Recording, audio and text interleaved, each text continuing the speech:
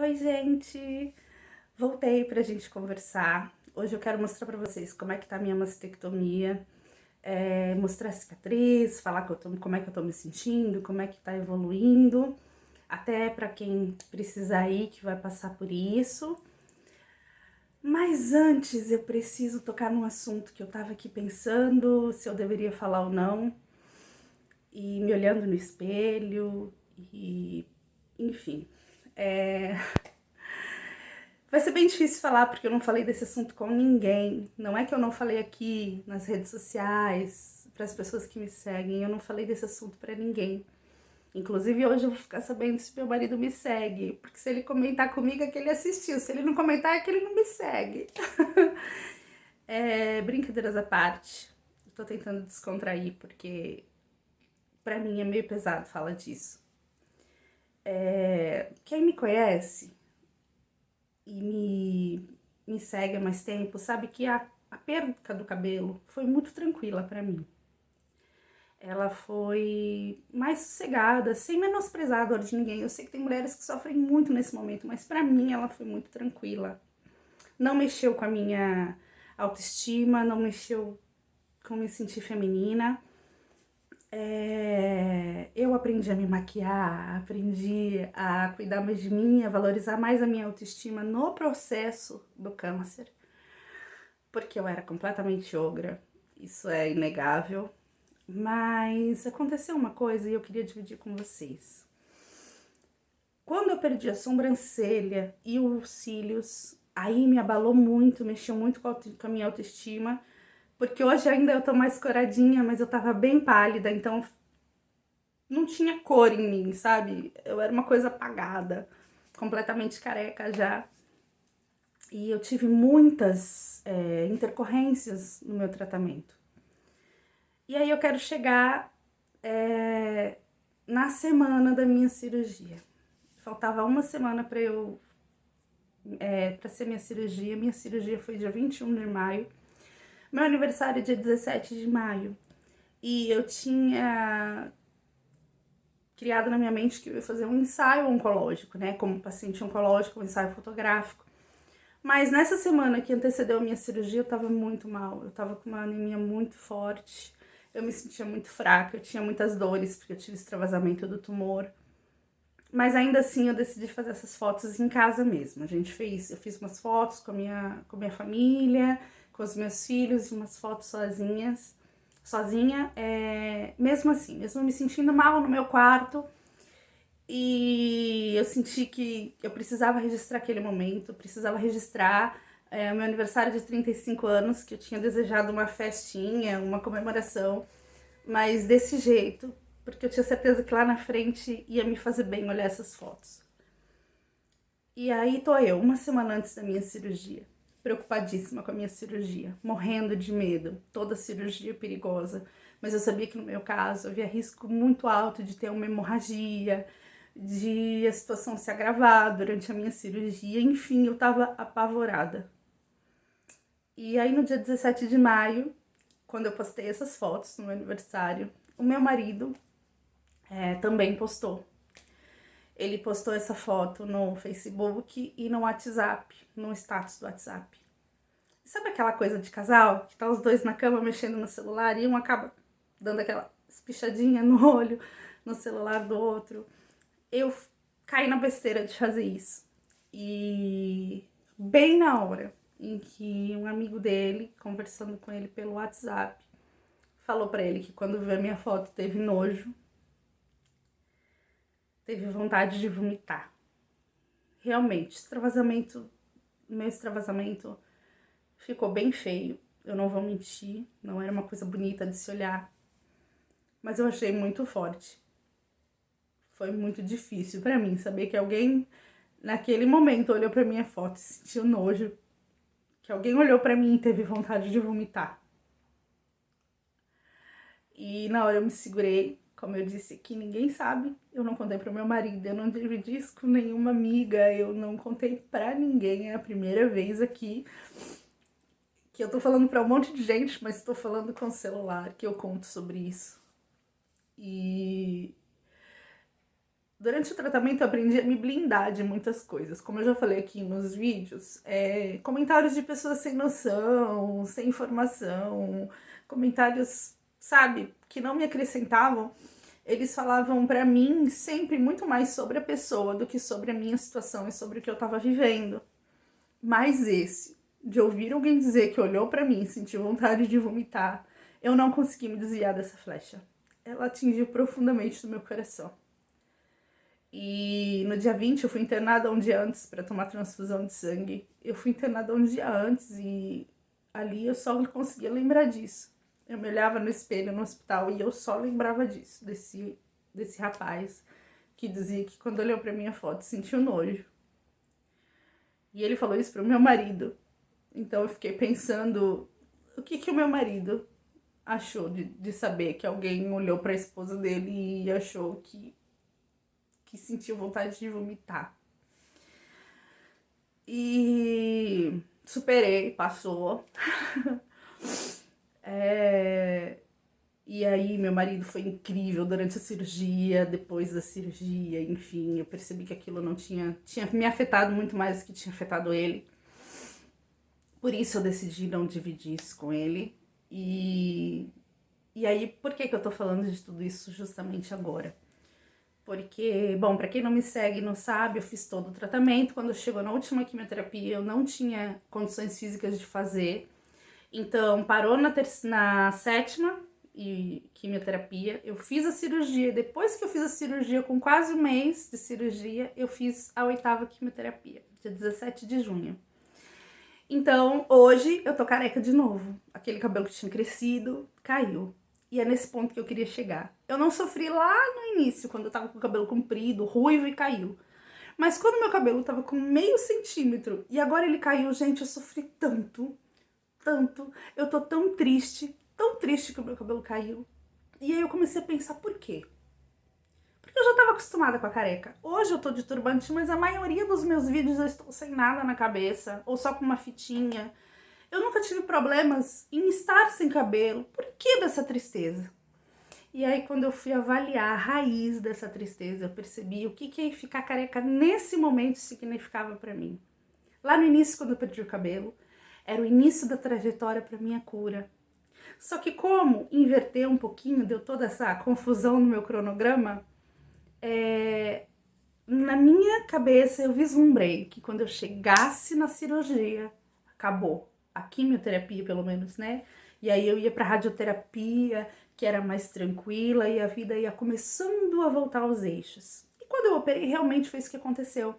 A anemia foi melhorando, eu fui ganhando cor de novo, os cílios foi crescendo, cabelo, sobrancelha. E essa semana, quando meu cabelo começou a cair, foi como se eu desse um passo para trás. Mesmo que clinicamente não foi isso que aconteceu, foi só o cabelo. Essa semana eu já vou fazer a tomografia para marcação, já vamos logo começar a radioterapia. Cada dia que passa, minha saúde está se restabelecendo mais. Mas o cabelo cair, para mim, foi como dar um passo para trás. Então, eu senti que eu precisava falar novamente sobre a montanha-russa, que é o tratamento. Que uma hora você tá super bem e uma hora acontece alguma coisa que te dá um gatilho e você fica super mal. E como lidar com isso, né? Não vai ser fácil. Como eu sempre digo aqui, eu me permito viver o dia ruim também para que o bom valha a pena. Mas é um passo de cada vez. E hoje eu não vou aqui dizer pra você que você tem que ter força, que você tem que levantar, que você tem que estar sempre sorrindo, que você não pode reclamar. Hoje eu vou te dizer que você tem que ter fé em Deus, que Ele está no controle de tudo, que você tem que ter esperança, que você tem que saber que são inúmeros casos de cura, são muito maiores que os casos de morte, mas que vão ter dias difíceis e você vai ter que aprender a conviver com eles. Vão ter palavras duras e você vai ter que aprender a conviver com eles. Mas aí eu me lembrei que muitas vezes teve palavras duras quando eu nem era paciente oncológica. Essa é a vida. Nem sempre você vai receber uma recidiva boa. Nem sempre você vai ouvir coisas boas. Nem sempre as pessoas vão ser doces e amáveis com você. Mas a força tem que vir de dentro de você. A sua força tem que sair de dentro de você. Não fique esperando a força de fora, porque são pouquíssimas vezes que ela vai vir. Bom, feito esse desabafo, eu queria dizer que uma semana antes, nós passamos o tratamento inteiro com o meu médico dizendo que ia ser quadrante. E uma semana antes veio o susto de que possivelmente teria que ser uma mastectomia total, e foi. E aí, Michele, curiosa, foi pesquisar. Vamos pra internet procurar mastectomia. E aí, as mastectomias que eu achava na internet eram sempre um risquinho rosinha, numa pele, bonitinha. E eu falei, é assim que vai ficar. Quando tirou o curativo, que eu olhei como tava, falei, meu Deus, o que aconteceu? A minha cirurgia deu errado. E eu queria explicar um pouquinho pra vocês. Até a mulher estar pronta para mostrar essa cirurgia, muitas vezes, a maioria das mulheres, algumas nunca mostram, já se passou um tempo. E aí eu percebi que a maioria das fotos que eu tinha visto eram de mulheres que já estavam mastectomizadas há algum tempo, que já estavam com o cabelo comprido, ou mais compridinho, né? Que foram convidadas para alguma campanha, enfim. E eu nunca tinha visto mulheres que ainda estavam em tratamento mostrando a sua mastectomia. Então eu decidi mostrar. A primeira vez que eu mostrei ainda estava com os pontos. A primeira imagem choca, porque é uma incisão enorme. Então vai chocar. A segunda vez que eu mostrei tava feia, porque no meu caso, não é sempre que vai acontecer. 4 pontinhos não fecharam direito. Então ficaram os buraquinhos. E aí hoje eu decidi mostrar pra vocês a minha cicatriz hoje. Nós estamos no dia 10 de julho, tá? De 2021. A minha cirurgia foi no dia 21 de maio. Então, tem 1 mês e meio dessa minha cirurgia. E eu queria mostrar pra vocês. Lembrando que eu tive essas intercorrências dos pontos abertos, mas que não é uma regra. Então, vou mostrar aqui pra vocês, ó. Vou aproximar o celular aqui. Vou fugir do protocolo, mexer no celular enquanto eu gravo. Ó, esse buraco maior que ficou, gente, é onde os meus pontinhos não fecharam. A incisão, ela é total. Eu já tô conseguindo levantar o braço nessa altura, que na primeira vez eu não conseguia. Aqui, ó, tá bem fechadinho, se vocês olharem. Aqui tá bem fechadinho. Mas eu tive esse contratempo que não fechou totalmente aqui, tá? E aí não tá aquele risquinho bonitinho, fechadinho. Ainda tá a marca dos pontos aqui. Mas eu queria mostrar pra vocês também essa cicatriz aqui, ó. Essa aqui é do portocate.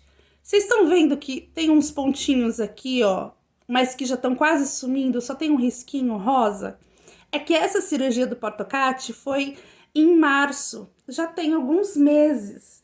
E essa aqui, a da mastectomia, no meu caso, né, como eu ainda tive esse aqui, ficou mais abertinha. Mas essa, aqui, ó, que cicatrizou primeiro, esses pontinhos de cima já estão começando a sumir. E aí depois vai virar aquela cicatriz que eu falei pra vocês, que foi as que eu vi na internet, bem fechadinhas, que fica só um risquinho rosinha, tá? Por que eu tô mostrando isso? Porque talvez você aí vai passar pela mastectomia também e tá olhando esse risquinho rosa e tá vislumbrando que vai ficar assim. Vai ficar assim, mas depois de um tempo de cicatrização, tá? No começo vai ser uma cicatriz grande, assim. Esse excesso de pele aqui, ó, conforme foi costurando, sobrou essa pele. Quando a gente for fazer reconstrução da mama, o médico vai retirar esse excesso de pele aqui. Aqui eu tô um pouco mais fundo no meu caso, porque eu fiz o esvaziamento axilar, tá? Eu também esvaziei a axila. Já falei outras vezes aqui, foi um pós-operatório muito tranquilo. E olha que eu tive essa intercorrência dos pontos que não se fecharam direito. Incômodo, sim, dores leves, nada insuportável. Ainda não tenho o movimento do braço, mas isso você vai ter que ter paciência. Eu tô fazendo fisioterapia, enfim. Principalmente quando houver o esvaziamento axilar, muita coisa vai mudar, né? Então, assim, você não vai mais poder pegar peso e tem que fazer a fisioterapia para o movimento voltar. E cada um tem o seu tempo, cada um tem o seu organismo. Mas, no geral, é isso. Ó, já tá bem fechadinha. Agora aqui eu só hidrato muito por causa da radioterapia e tá tudo bem. Então, é um processo que, se você vai precisar passar assim como eu passei, é difícil, é complicado, Mas hoje eu já nem me assusto mais quando eu olho assim, ó. 1 mês e meio depois, quase 2. E eu já tô até acostumada. Agora a gente vai ficar assim. Eu vou ficar assim ainda mais uns 7, 8 meses, porque só tem que terminar a radioterapia para depois de 6 meses do final da radioterapia a gente começar a fazer a reconstrução da mama. Então eu ainda vou ficar por uns meses assim e já me acostumei. Algumas roupas que eu coloco aparecem mais, outras aparecem menos. Eu não vou mentir, às vezes nessas roupas que aparecem mais a falta do volume, eu tenho seio grande, então aparece mais. Mas eu já me acostumei até com os olhares tortos. Olhares tortos a gente sempre tem. Eu tenho cara de muito brava, sabe? Só ando na rua assim, não ando rindo pra ninguém. Eu sou muito faladeira, eu faço amizade muito fácil, mas se você me vê andando na rua, você não vai achar que eu sou assim, porque eu tô sempre de cara fechada. Então, já fui acostumada a todo mundo me olhar torto. Sempre fui muito machinho, sabe? Nunca fui muito feminina. Então, eu já tava acostumada com os olhares e só é uma continuação. Mas é mais uma etapa, logo logo a gente vai pra rádio. E eu vou sempre aparecendo aqui pra gente conversar mais. Obrigada por terem me ouvido, meu desabafo, precisava dizer. Vamos ver, então vamos lembrar que vão haver comentários que a gente não vai gostar, mas que eles vão passar e no dia seguinte você vai se sentir melhor. E bola pra frente. Beijo pra todo mundo.